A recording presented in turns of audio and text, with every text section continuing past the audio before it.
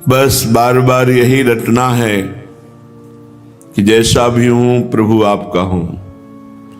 अंदर से बार बार यही पुकार करनी है कि नाथ मैं तो गले पड़ गया हूं आपके, अब आपको स्वीकार करना ही है।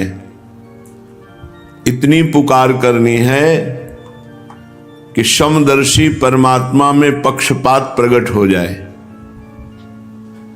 हमारी पुकार में इतनी विरह वेदना हो कि करुणा करके प्रभु जो समदर्शी हैं वो पक्षपाती बन जाएं। जैसे अम्बरीश जी का पक्षपात लिया, जैसे बड़े बड़े महाभागवत जनों का पक्षपात लिया, तो प्रभु पक्षपाती बन जाएं। ऐसा हमें बार बार पुकार करना है कि हे नाथ मैं आपका हूं, जैसा हूं प्रभु आपका हूं, आपके सिवा हमारा कोई नहीं है। ये बात बार बार अंदर दोहरानी है, जिससे जो हम चिंतन करते हैं वही प्रभाव पड़ता है। जैसा प्रभाव स्वीकार हो वैसा ही चिंतन करें, और जैसा चिंतन करेंगे वैसा ही स्वभाव और प्रभाव हमारे ऊपर लागू हो जाएगा। तो हम बार बार दासत्व का चिंतन करें। प्रभु हमारे स्वामी हैं, हम प्रभु के दास हैं, जैसे भी हैं प्रभु के हैं, प्रभु के सिवा कोई हमारा नहीं। हे नाथ मैं आपका हूं, आप मेरे हैं।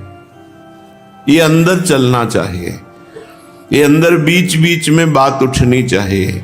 गोस्वामी जी कह रहे हैं, जैसो हो तैसो राम रावरो जन जनि परी हरिये, जनि परी हरिये। कृपा सिंधु कौशल धनी, शरणागत पालक धरनी आपनी धरिये, धरनी आपनी धरिये। हे श्री हरि, हे प्रभु, मैं भला बुरा कैसा भी हूं, जैसा हूं पर आपका हूं। जैसो हो तैसो राम रावरो जन जनि परिहरिये।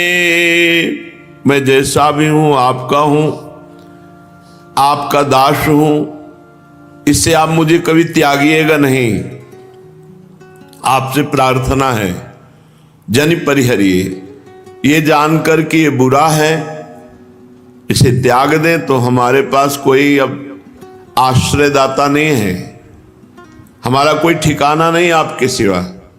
अगर आपने त्याग दिया तो फिर प्रभु विश्व में हमारा कोई ठिकाना नहीं। हे हरि, ये जान करके कि इसका अब कोई नहीं है मेरे सिवा, मैं दोषी हूं, मेरे में दोष हैं, पर मेरे दोष देखकर अगर त्याग देंगे तो फिर हमारा सर्वनाश हो जाएगा, क्योंकि और कोई हमारा है ही नहीं। अगर आपने त्याग दिया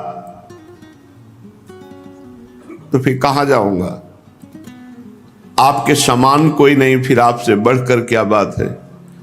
नाथ